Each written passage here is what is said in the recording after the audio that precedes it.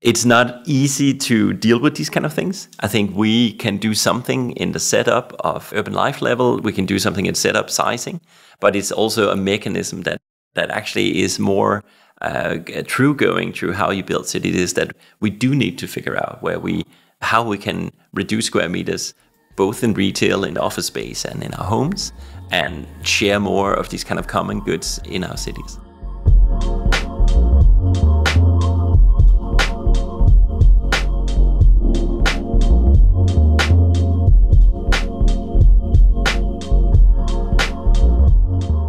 Hi and welcome to the newest episode of Urbcast, in which we will talk about successful urban development projects.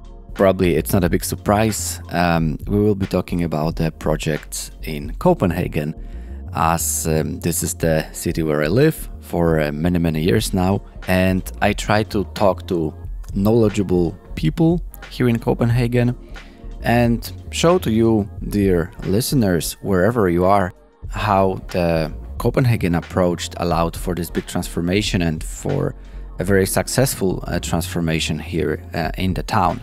We will discuss about those secret ingredients of those key projects, including Carlsberg Byen and Nordhavn. We will talk about what made them successful, what a good retail strategy on the ground floor can do to the community and the whole performance of a district, as well how such a district like Carlsberg Byen or Nordhavn is addressing affordability and sustainability. And my guest today is Kristian Villadsen, who is co-creative director at Briq, which is a consultancy working with city development. And Kristian is bringing a lot of many years of experience from Gill Architects, and today, since he was very involved in the Carlsberg Byen process, he will talk a bit more about how was it developing and how is he continuing to work with this project, but shifting perspectives first from Gill and now at Briq. Briq is actually located in Copenhagen in Carlsberg Byen, so I had a pleasure to talk to him in their great office down in Carlsberg Byen. Welcome to the newest episode.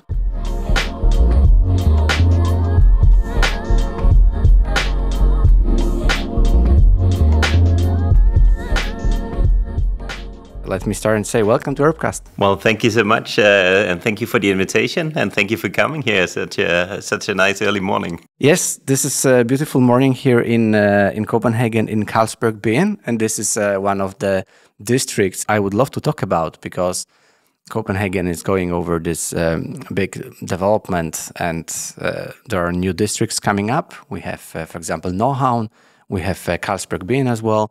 So I would love to talk about the art of city making in Copenhagen from your perspective, especially that you've been involved in urban development, urban field, urbanism, and also livability for many years. But that's maybe your role now to introduce yourself very briefly and tell us how did you end up here and what is your passion? So my history is I've been working with cities for more than 20 years. For the first almost 2 decades, I was working with cities as a partner director at Gill Architects, where I had the luxury of being based in Copenhagen and working with livability, sustainable cities globally. So having that kind of span between what are the sort of global challenges we're facing with, what can we learn from a Copenhagen situation, what can we bring out in the world, and what can we bring back. And then here, as of 25, I've changed. So I'm now in a co-creative director position here at Briq. And I rather like the co-creation part. The creative director for me is someone from the 60s pointing, drawing the line, saying this is how it should be. Where I think with the situation we have today, facing climate challenges, migration, growing cities, we need co-creation, because building cities is really multidisciplinary art form. It's not just a design. It's really understanding the complexity of the city. And that's, of course, also what I'm trying to do here at my new role at Briq. And what I really appreciate about Briq is that we span from the urban life, the big strategies, the master plans, over architecture and transformation, often within the projects that we worked in, and all the way down to actually getting that urban floor, the connection between ground floors and public spaces to work with our spatial design team. That's cool. I actually wanted to introduce Briq. I got to know about the office some time ago, and I realized that you influenced Copenhagen in many different ways with several projects.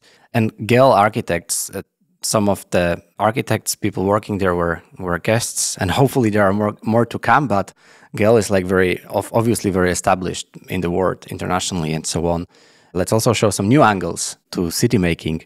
How would you describe Briq's mission with creation of the urban life and co-creation as well, as you've mentioned?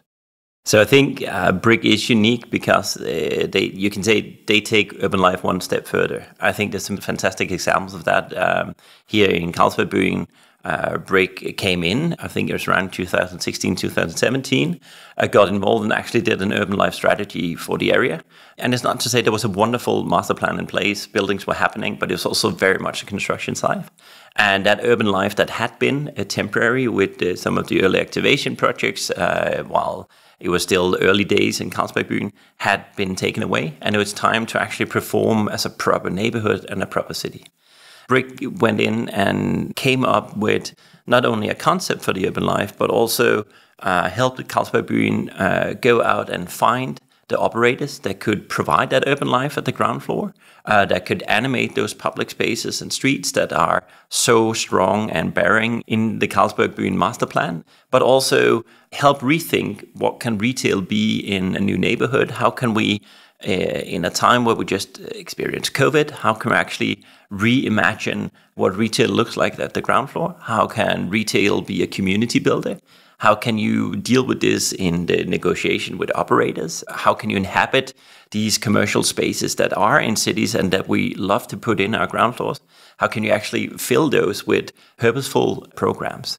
So I think that's a good example of how Briq has been able to help Carlsberg, not just with the strategy, but actually with finding the right operators and making it happen. So today, when you walk around Carlsberg, you actually have active ground floors. You can encourage that you walk and use the streets because there's actually something happen.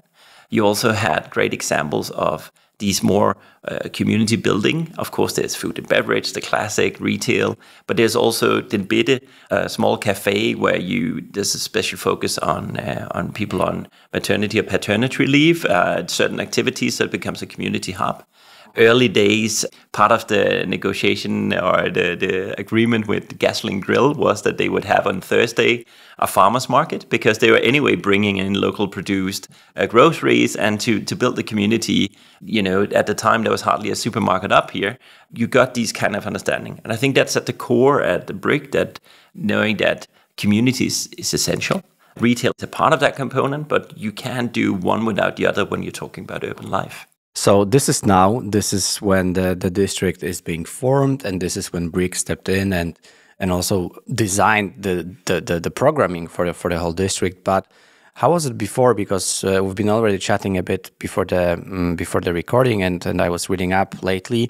There was a lot of kind of this temporary activation. So you basically bring people with some, fun activities to basically first of all show them that there's something happening and put the district on this mental map, right? But sometimes, and I think that was the case of Carlsberg, this temporary activity was stopped for the development to happen further, for the buildings to come up. Can you describe the process a bit more and also tell us if some of this activation continued after or will continue, so that there is this kind of legacy and connection? As you know, I have a history, and in a way it's full circle that I'm sitting in an office in Carlsberg Byen today, because I was, in my past job, I was part of formulating and working with the competition Briq way back in 2006, and actually stayed on for quite a long time afterwards, where we were in different roles, just as a advisor, having discussions with Carlsberg Byen on how to actually take this fantastic project that they got from the competition with the master plan and bring it into the local planning and so on. And of course, Carlsberg then in 2007 moved the factory out. This had been planned in the 70s. That was, of course, why the competition was initiated, but it wasn't as such motivated for it. So the production was moved to Jutland, if I remember correctly. And all of a sudden you had this empty space, this old industry site that was situated beautifully right as sort of this missing puzzle piece in Copenhagen. And what was interesting, of course, was that this was in a way like a blank spot on the map. I mean, this was a non-existing part of the city, despite it having been there for 150 years. When industry moved out, planning was actually in place and it was ready to build, but 2008 came. And the economical crisis came. There was probably many truths to this, but I often say, well, actually Carlsberg couldn't build the quality they wanted. So they were looking into a situation where they were actually ready to build, but the market wasn't there for providing the kind of quality they wanted to create on site, which is of course very nice. And I had a small role in actually formulating then sort of a brief or guideline for the teams that were then invited to do temporary activation. And I think the temporary activation did everything it should at the time. It opened up Carlsberg. It looked like an industry site where you could be run over by truck. And by putting these elements in, new wayfinding, new playful public spaces, it invited people to use Carlsberg as a recreational space. You also have the beautiful park that is still here, that had been also closed off for 150 years. It's a fantastic place. It's a botanic garden where when the Carlsberg family were traveling, they would bring home seeds and plant in the garden. So there has this huge, beautiful history, and the citizens of Copenhagen had never been invited in before. So you had this multiple opportunity to invite people both through some very exciting new, very based around physical activity and a lot of fun, temporary spaces, new wayfinding, and a park that really opened the area up. And I was living myself in Vesterbro at the time and had a toddler with me and used it quite a lot. And I think for many good reasons, it was under the circumstances, the best move they could have done. Because all of a sudden, Carlsberg, everybody had known what Carlsberg was in terms of a brand and a place in the city, but hadn't actually been invited in to see the wonderful old buildings and so on. So it had its role to play. But then, as you said, it also, there came a time where it wasn't aligned enough with the actual master plan to be kept long term. So it was taken away, and of course the development came in, and the site was very much a construction site for almost a decade now. And of course this was also missing. You now actually do find elements. When you go around the city today, you'll see that there's these wooden benches, stuff like that is actually implemented into the landscaping. So you'll find little traces of it. And I think also in parts you find some of the playfulness and legacy. But of course it was also something that was also all of a sudden a missing component up here in the city. And I think that's also why it was essential that Briq came in at that time, because it was around that time that these elements started to be taken out, and that they said, okay, now we then have to really deliver and actually become a neighborhood with its own relevance in the city of Copenhagen, not just as a temporary and exciting, edgy construction site, but actually as a proper neighborhood that can offer something not just for the residents, people working here, but for all of Copenhagen. I do think it's quite wonderful that when I walk around here, you see all parts of society represented in the public spaces and streets. When you look at the sidewalk, it looks like a Copenhagen sidewalk anywhere else in the city. There's nothing here that says this is a exclusive or private area in terms of the use. You can bike through, you can walk through, you can use the public spaces as it is with all other neighborhoods in Copenhagen.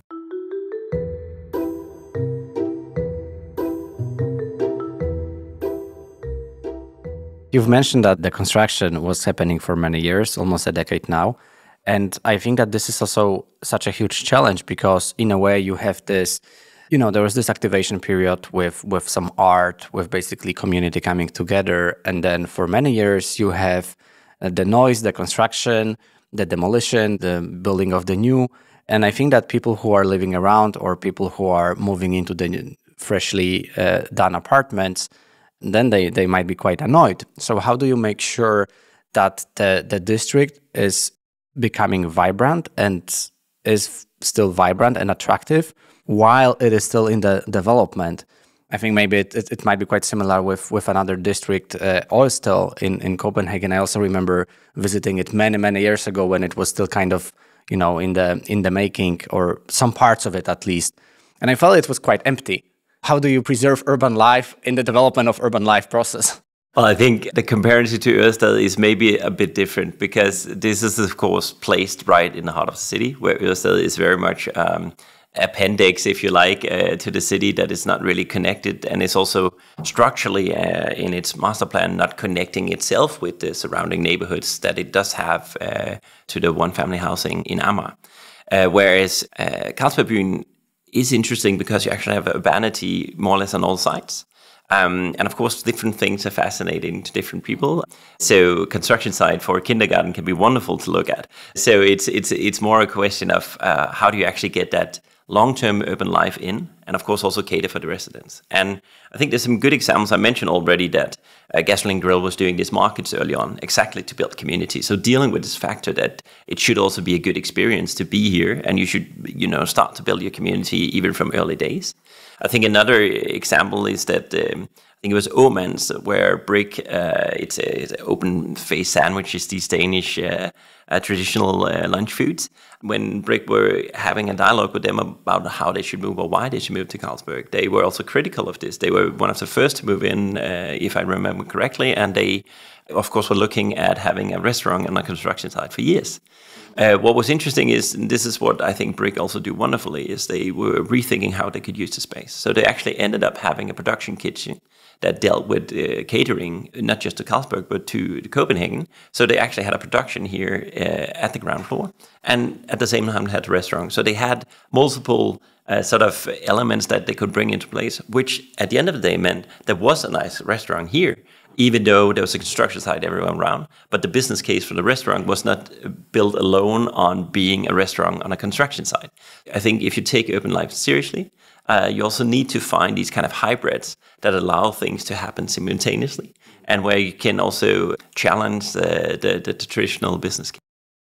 Let's expand our discussion with some other projects as well, because I would love to mention Nordhavn, which is the northern harbor of Copenhagen, a district that is also in the development for the last 10-15 years. And Briq was also involved. That's maybe not you personally, but Briq as an advisor was there. So I would also like to ask about this process and how do you program a city? Because a big part, that so-called Aarhus Gold Quartet, is already done, and it's very vibrant. And part of that was also because of some of the interesting services and uses. So you should bring some sort of uniqueness to the place to attract people and the visitors. So how was that tackled? And can you draw some parallels between this and also Carlsberg Byen? Some lessons maybe? As you said, I wasn't involved. So, of course, this is me telling the story as I understand it. But Briq's role was quite clear. NREP, By and Havn, had gone in and actually bought back, so to say, or taken over the administration of the ground floors in Aarhus Gadekvarter, which is quite a unique position, because normally you would have buildings owner, individual buildings owner, and they would all be competing to rent out a ground floor space, and they would not necessarily have let's say a quality criteria. They might just would say, for me, what's most important is to get this rented out as fast as possible. And then I don't really care what moves in. Let's put it that way. And I think this is, of course, a fair perspective if you are sitting with a building and have some square meters that you need to rent out to make the business case work. So I think what was very unique with Aarhus Gade was that NREP and By and Havn, as I understand it, went together and took that upon themselves to say, we understand the value creation and having a good urban life, and we're willing to take it seriously. Of course, at the end of the day, this also, of course, drives property values but also community values. Having an area where urban life actually works, where ground floors are working, is super important for us as people. I'm very intrigued with this a new investigation that Realdania just did on life quality, where they asked 122,000 Danes what really matters in terms of life quality. And turns out saying hi to the guy on the corner that has the kiosk, or someone that you meet on a daily basis, is you don't even have to know their name, but just this feeling of belonging is really important. And of course, urban life has an element to this. So of course, Nordhavn and Aarhus Gade, high-end property, super interesting, also a destination in the city, so there's limitation. But then it's also about building a community. So back to the task, there was a unique opportunity because all of a sudden, all the ground floors had one, so to speak, administration organization behind it. And Briq was invited to come in and say, how do we actually make a concept here where we can provide something that has a quality, that has an approach. So there was naturally a discussion about, can we talk about sustainability as an aspect that people that would operate in this area would tap into. There was also a wish to create, of course, a variation, but also a sort of connectivity between the elements that came in. And all of this was produced by Briq to start actually having that negotiation and dialogue with the potential operators inside. Another thing that was quite unique was helping them set up an organization so they could actually start to, as they moved in, organize themselves and do a street market.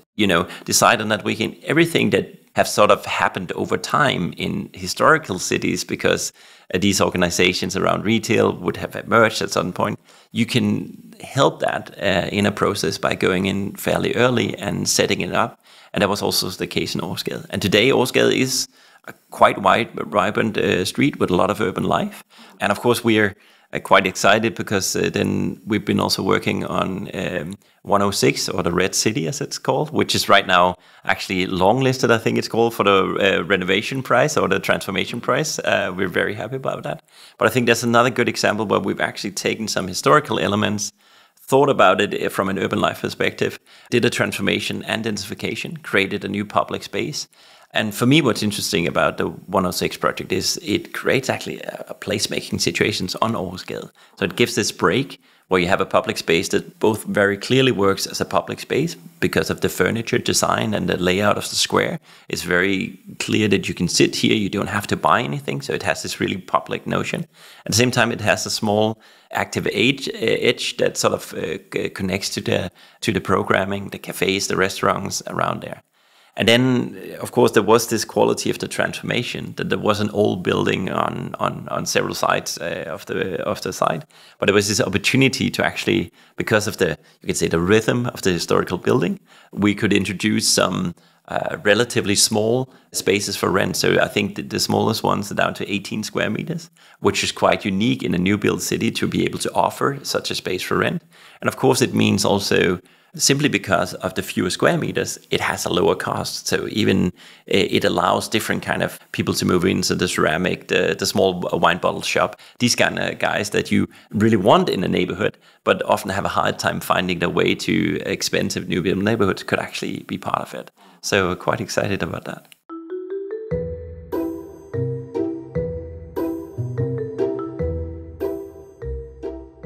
A lot of aspects. The Red City in Nordhavn is very beautiful. Maybe we should add a link to the project in the description, because it's also hard to visualize if you don't know the project, only by listening.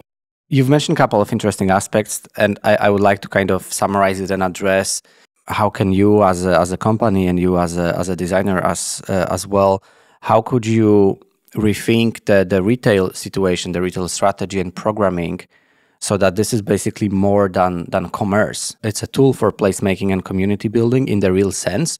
So I also mean that it is affordable, because I think that one thing is to program the street and get all of those different actors and commercial actors especially, but then you might unfortunately price people out who are not able to afford that. So how do you avoid that? Because I think that, let's be honest, like both Carlsberg Byen and Nordhavn, they are rather more expensive than less expensive, let's put it that way. But the argument could be like, not everyone can just come here and use it. I mean, maybe the streets and public spaces as well, but maybe not everyone can afford it to buy things here or to buy an apartment. So how would you address those challenges here? And of course, they are, as new build neighborhoods in Copenhagen, relatively expensive. I think there's stuff that we can do in terms of working with like scales of units, these kind of things, looking at sharing certain facilities that can also bring down rent from a commerce point of view. So this could be, spaces that required in terms of the staff there. Can they share stuff? Is there certain units? But I think for me, it also taps into a more general thing with building cities, is that we need to figure out ways for us to use fewer square meters and share more facilities. I'm very taken by the notion of a sustainable behavior. How can we, when we plan cities, how can we actually work with sustainable behavior in all aspects? And I think it is quite interesting. I mean, Copenhagen is the one city in Denmark where the square meter per person has actually gone down. So everywhere else, we are still having growing square meters per person. It's actually, I've seen statistics that shows that everything we've done to build more energy efficient in Denmark since 1990 has actually been eaten up by the fact that we have more square meters per person. So there is these kind of aspects that has to do with sustainability and square meter use that comes into place.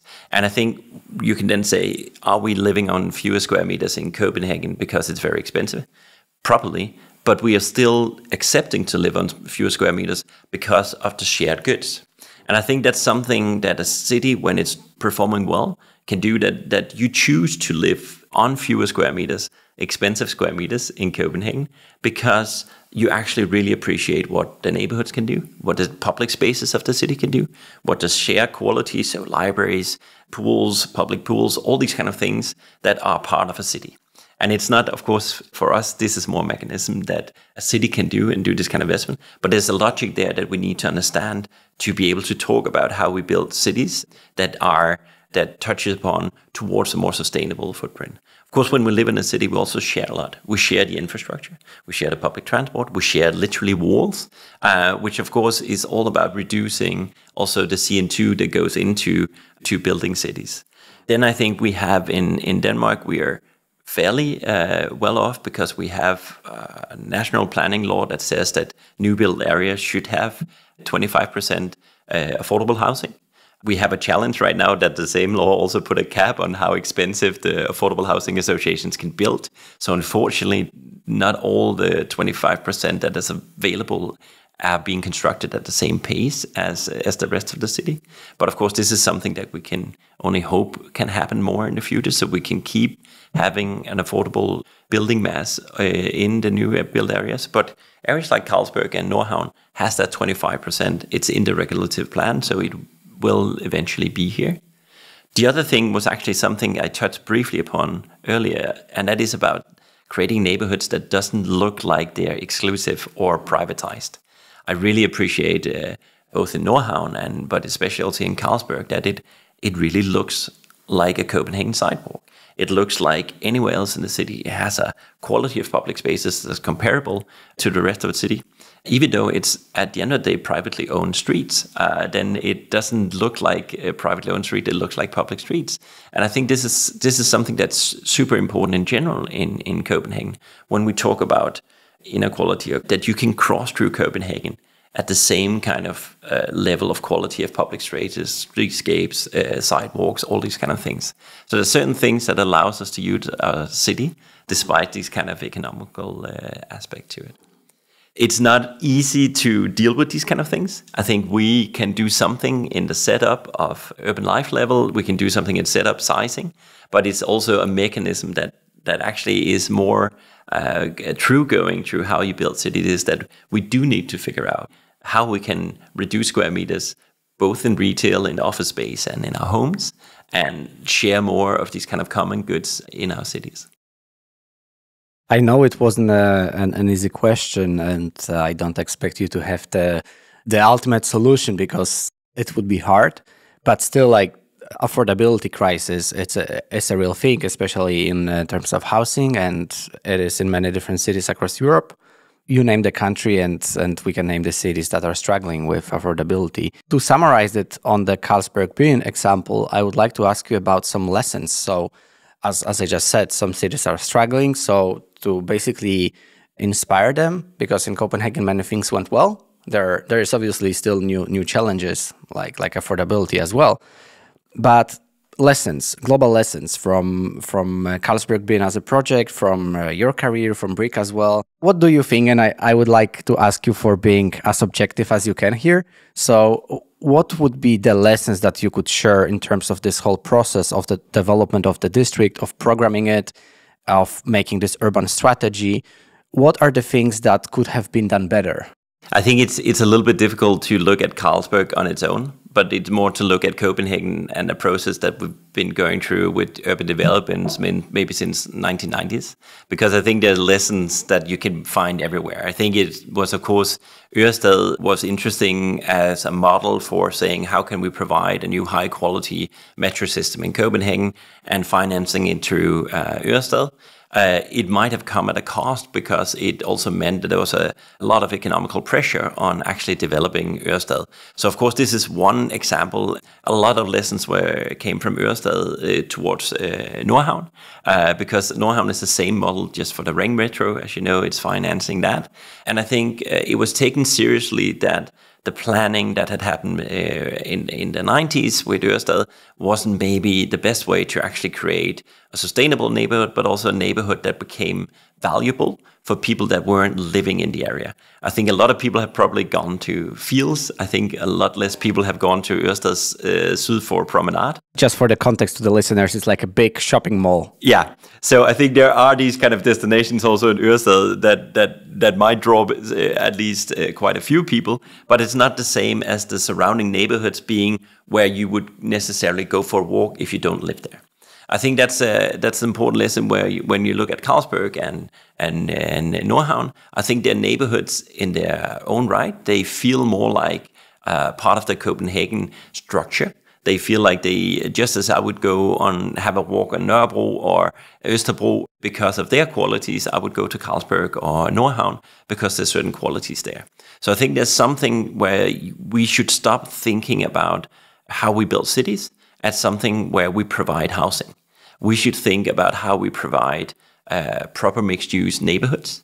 When you look at Carlsberg Byen, it's roughly 50-50. So it's 50% housing, and then it's 50% everything else. So it's 10-15% culture, it's 10% commerce, it's office spaces, it's schools, it's kindergartens, it's all these things that makes a city.